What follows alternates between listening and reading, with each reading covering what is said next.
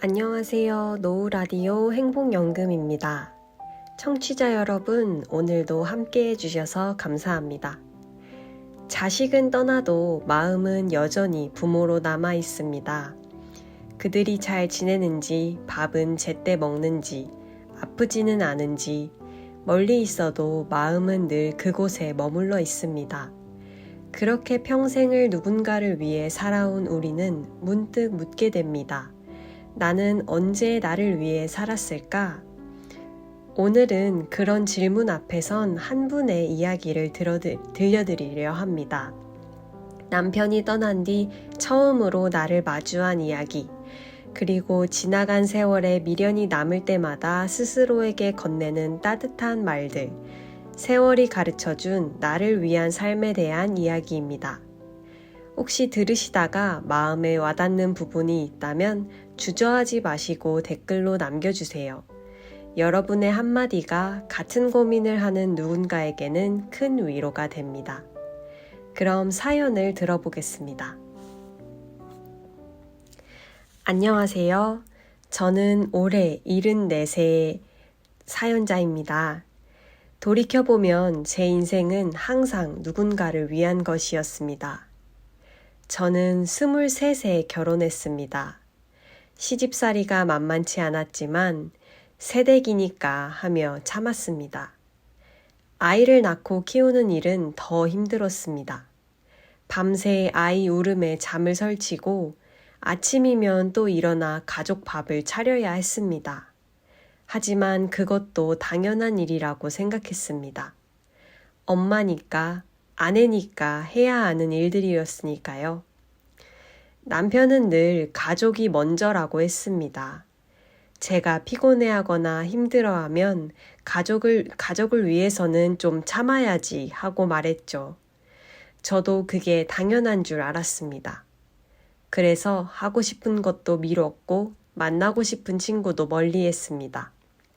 모든 것을 뒤로하고 가족만 바라보며 살았습니다. 아이들이 학교에 다닐 때는 학부모 모임에 나가고 아이들 숙제를 도와주고 학원 스케줄을 관리했습니다.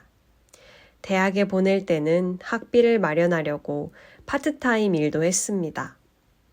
결혼할 때는 혼수를 장만하느라 평생 모아둔 돈을 털었습니다. 그렇게 자식들 뒷바라지하며 정신없이 살다 보니 정작 제 삶은 어디에 있었는지 모르겠더군요. 아이들은 다 커서 떠났습니다. 큰아이는 결혼해서 다른 도시로 갔고 작은아이는 직장 때문에 멀리 떨어져 살게 됐습니다. 명절이나 생일 때 가끔 얼굴을 보는 게 전부였습니다. 전화는 종종 하지만 그들도 바쁘니까 길게 통화하지 못합니다.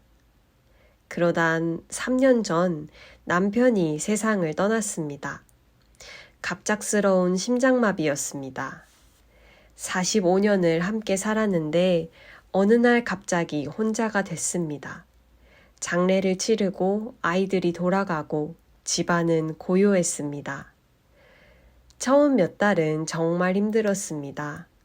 아침에 눈을 뜨면 옆자리가 비어있고 밥을 하려고 해도 한 사람 몫만 준비하면 되고 저녁에 TV를 봐도 옆에서 이런저런 이야기를 나눌 사람이 없었습니다. 제 마음은 텅 비어 있었습니다. 그러던 어느 날 거울을 보다가 생각했습니다. 나는 지금까지 뭘 하며 살았지? 남편을 위해, 아이들을 위해, 그럼 나는 나를 위해서는 뭘 했지? 생각해보니 아무것도 없었습니다. 좋아하는 것도, 취미도, 친구도, 하고 싶은 것도 모든 게 나중에로 미뤄졌고 그 나중은 결국 오지 않았습니다. 그날 밤 잠을 이루지 못하고 많은 생각을 했습니다. 그리고 다짐했습니다. 이제라도 나를 위해 뭔가를 해보자고요. 늦었지만 안 하는 것보다는 낫다고 생각했습니다. 처음으로 나를 위해 뭘 해보고 싶다는 생각이 들었어요. 그래서 동네 복지관에 가봤습니다. 여러 프로그램이 있었는데 그 중에서 작은 화실이 눈에 들어왔습니다. 젊을 때 미술을 좋아했던 기억이 났습니다. 학창시절 미술 시간이 제일 좋았고 그림 그리는 게 즐거웠습니다. 그런 마음에 망설이다가 등록했습니다. 첫 수업날 떨리는 마음으로 화실에 갔습니다. 선생님이 물감과 붓을 나눠주셨는데 처음엔 붓을 잡는 손이 떨렸습니다. 내가 잘할 수 있을까? 이 나이에 그림이라니 하는 생각이 들었습니다. 하지만 캔버스에 첫 붓을 대는 순간 이상한 느낌이 들었습니다.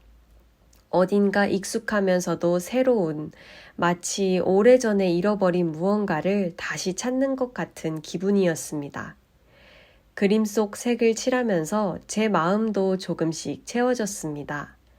빨간색을 칠할 때는 뭔가 힘이 솟는 것 같았고 파란색을 칠할 때는 마음이 차분해졌습니다. 붓이 움직이는 대로 색이 번지는 대로 그냥 따라갔습니다. 처음에는 서툴렀습니다.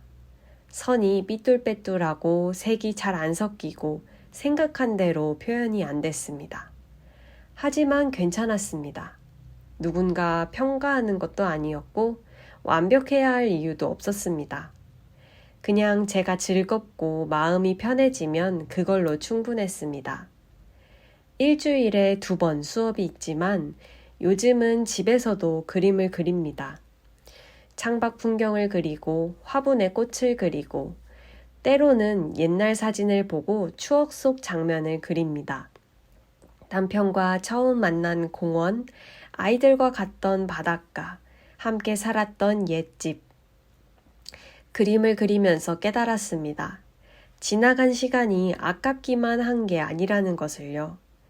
그 시절도 다 의미 있었고 그때의 제 선택도 나름대로 최선이었다는 것을요.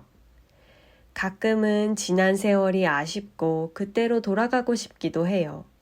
그때 좀 더 나를 위했더라면, 내 꿈을 포기하지 않았더라면 하는 생각이 들 때가 있습니다. 하지만 이제는 그렇게 생각하지 않아요. 그 시절의 나도 지금의 나도 다 소중하니까요. 가족을 위해 살았던 그 시간도 의미 있었고 이제 나를 위해 사는 이 시간도 소중합니다.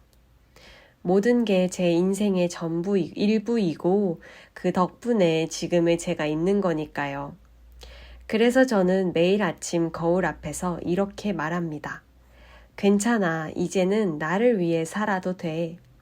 그 말을 들으면 하루를 시작할 힘이 생깁니다.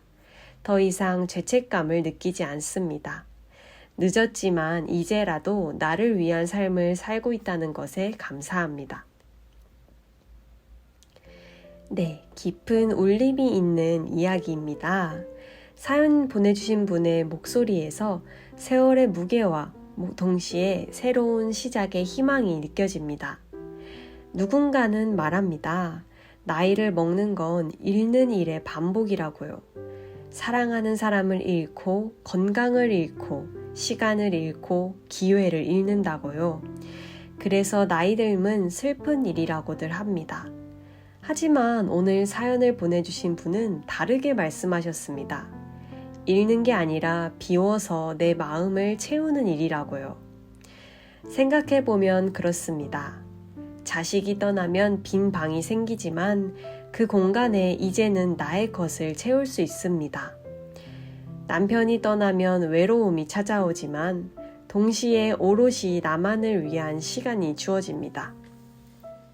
역할이 끝나면 의무에서 벗어나 비로소 하고 싶었던 일들을 할 수 있습니다.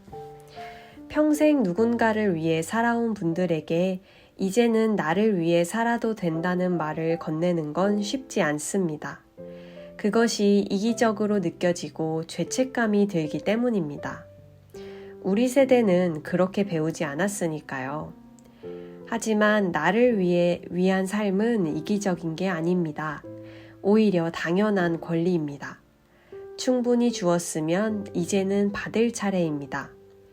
충분히 돌봤으면 이제는 쉴 차례입니다. 충분히 참았으면 이제는 웃을 차례입니다.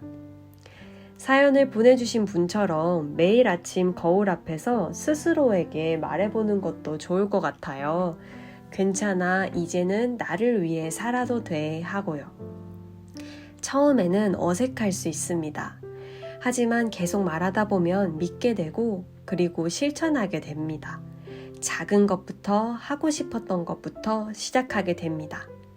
그림을 그리든 책을 읽든 여행을 가든 친구를 만나든 또는 그냥 아무것도 하지 않고 쉬든 무엇이든 좋습니다. 중요한 건 그것이 나를 위한 것이라는 점입니다. 청취자 여러분은 언제부터 자신을 위한 삶을 시작하셨나요? 혹은 아직 시작하지 못하고 계신가요? 매일 아침 거울 앞에서 어떤 말을 건네고 싶은가요?